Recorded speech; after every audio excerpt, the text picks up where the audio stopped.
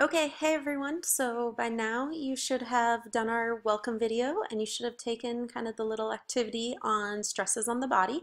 So hopefully you're kind of understanding how tissue responds to stress. Next up, before we start talking about the inflammatory response process and tissue response to injury, we have to understand the different soft tissues of the body. And so I really want to emphasize that this is just kind of a quick review and specifically targeting what, it has to do with modalities and therapeutic agents.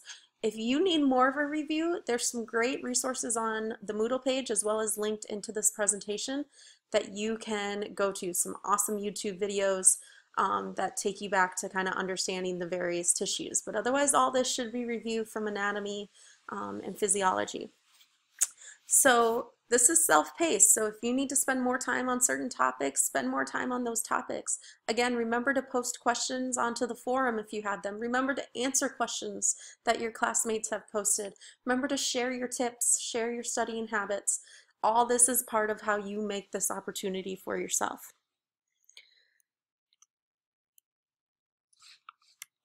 So when we start talking about performing therapeutic modalities on patients, as in this video or this picture of ultrasound, the modality and our skills are only as good as the energy that can reach the target tissue. And when we talk about target tissue, we're talking about the tissue that is injured or the tissue that needs to be altered in some manner to allow healing to take place. So without understanding how energy flows through the different tissues, the modality and our use of the modality is usually pretty useless. So we're going to review those soft tissues, and we're actually going to do them in the order that energy would have to travel through to get to the target tissue. So we're going to start with epithelial, so the skin layers. So we have the epidermis and the dermis of those layers and how that targets. So the epithelial tissues line the skin. That's usually the stratified squamous epithelial. So again, if you need more, go ahead and click on that YouTube video. It does an awesome job of going through the various types of epithelial tissue. But what you really need to know is what's on the screen. So the skin, heart and vessels. It also lines the hollow organs, it lines the glands, it lines our external openings, so like our nose and our mouth and our ears. The epithelial is really great for secreting. Think of like oil glands, again, thinking about glands and hormones, thinking about sweat, as well as absorbing. So when we put lotions on, when we put moisture and oxygen, all that gets absorbed through our skin. It also has a huge potential to regenerate. I mean, obviously, every time we get a paper cut or scrape our knee, like that all regenerates and comes back almost as normal. We'll talk about kind of different ways tissue regenerates further in the chapter, but the epithelial tissue has a really great way to regenerate. The outer layer is known as the stratum corneum. Okay, and that is really just dead cells, and they're really firmly packed, they're flat, they're really dense.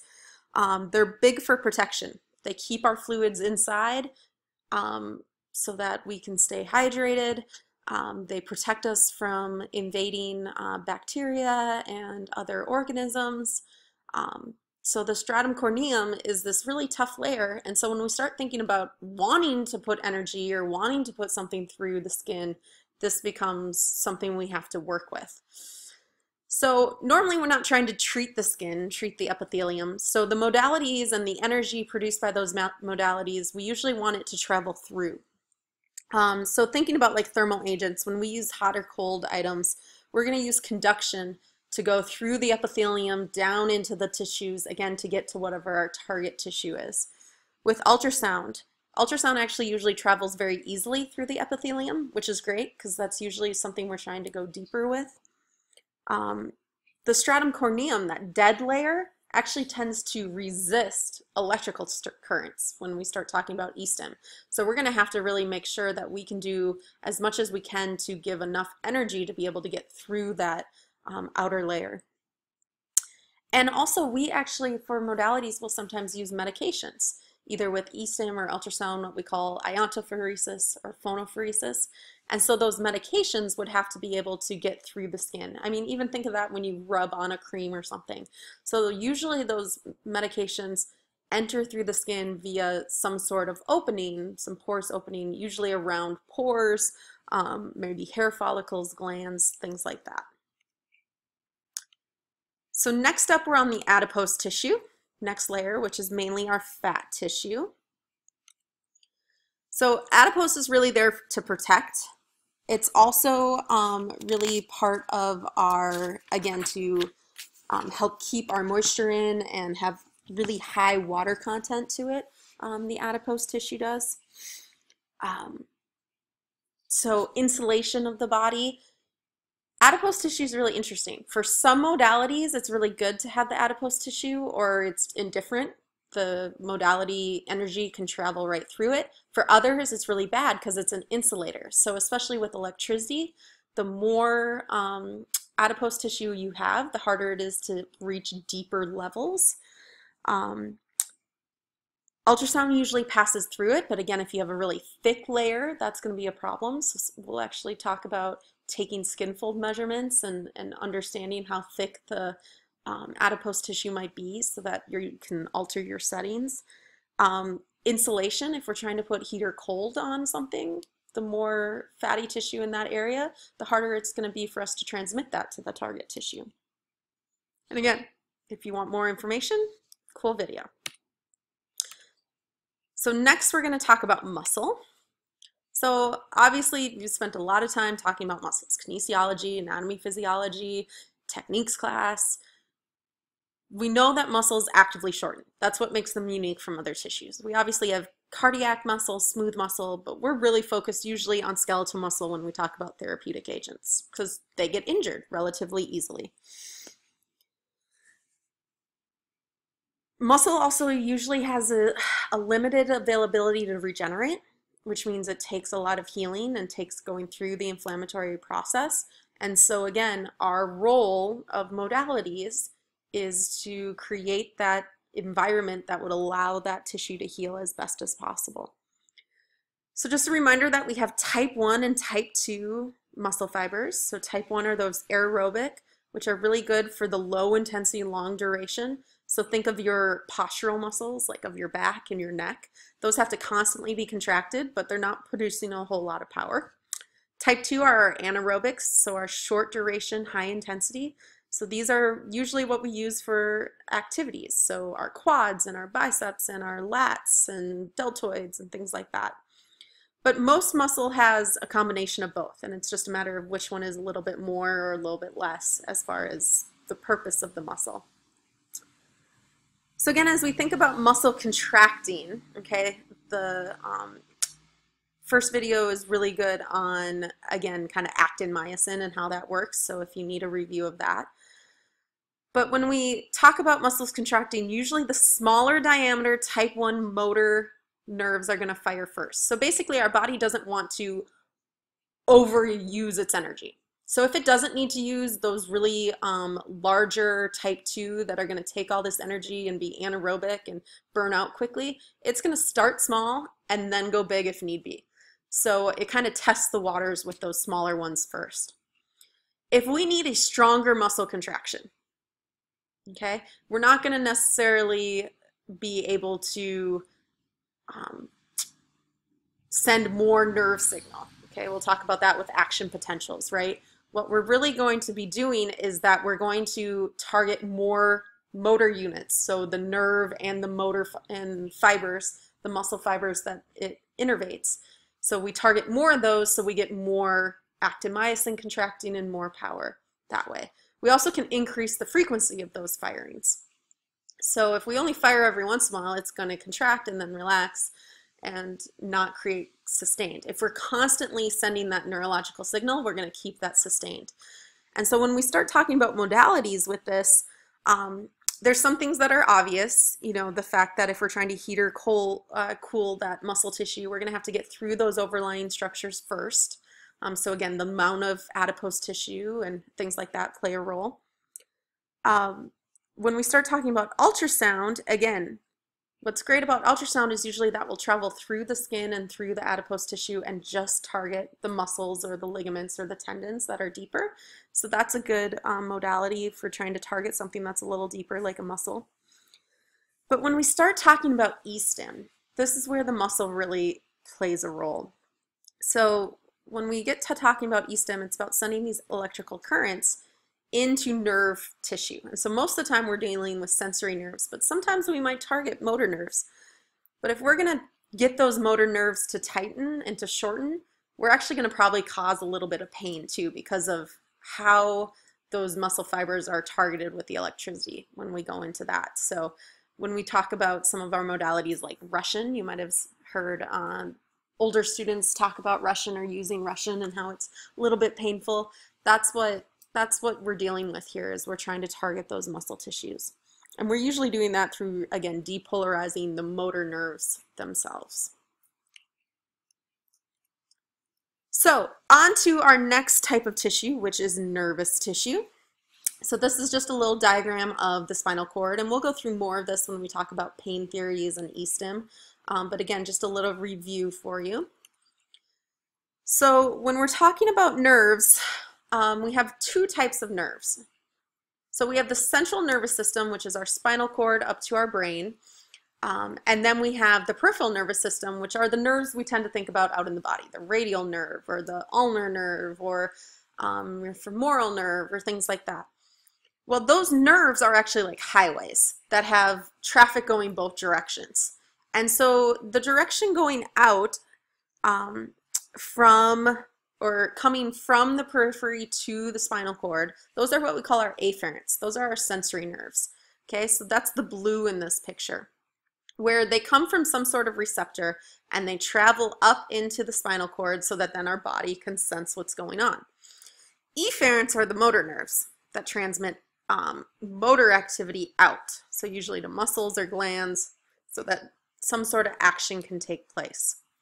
So one way to remember this is SAME, sensory afferent, motor efferent. So if you're ever struggling with those, SAME is a good little mnemonic for you. So afferent's always going to go towards the central nervous system, efferent's always going to go towards the periphery. Then we have our dendrites, okay, and the body and the axon. These are the parts of the nerve. So if we look at that sensory nerve, we have the dendrites here, which meet with the receptors. So this would be our pain receptors, our temperature receptors, pressure sensors, Golgi tendon organs, all those kind of things. Then it transmits to the cell body, okay, and then out the axon. Okay, so axon always takes the impulse away from the cell body. And we can see the same thing just in reverse in the motor nerves. So here we have our dendrites. It's going to go out to the axons out here. Okay. When we start talking about how nerves communicate with each other, we talk about synopses. And again, there's a great video. The second video is all about action potentials and how those are created. But basically, the synaptic cleft is actually the space between the axon of one cell and the dendrites of another. Okay, so here's the dendrites, there's the axon. We're going through there. So what happens is, as that electric current, the action potential, we see the positive and negatives here, flows through the nerve, it releases these neurotransmitters that then go across what's known as the synaptic cleft and insert on these receptor sites. Okay, and then once enough of these receptor sites are filled, the action potential will continue. If not enough get filled, it won't happen. So it's an all or nothing thing. If all of these neurotransmitters go through, but there's only 5 receptor sites, it doesn't matter that there's more in there. We don't get a stronger signal. The signal still goes through at the same level. But what does happen is now you have all these neurotransmitters floating in that area.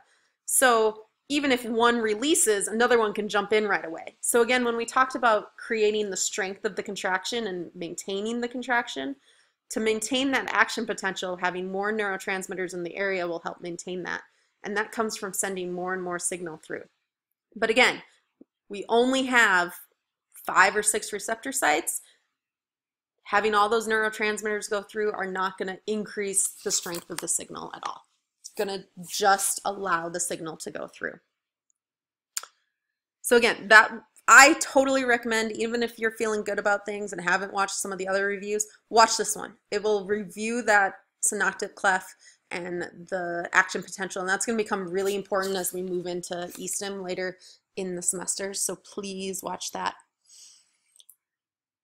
When we start talking about modalities and the nerve tissue, our main one is the fact that we're usually trying to somehow alter the way the nerve senses pain, okay? And we can do that with a bunch of different ways. Cold does it, heat does it, but usually it has to do with how we repolarize and depolarize these nerves.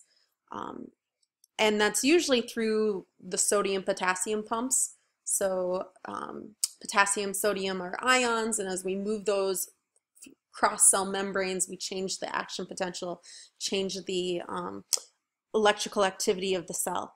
And so that will end up playing a role not only in tissue response to injury, but in how we allow modalities to help in the healing process. So this is a chart that I wanted to bring up. This will become important again when we start talking about pain theories and about e-stim.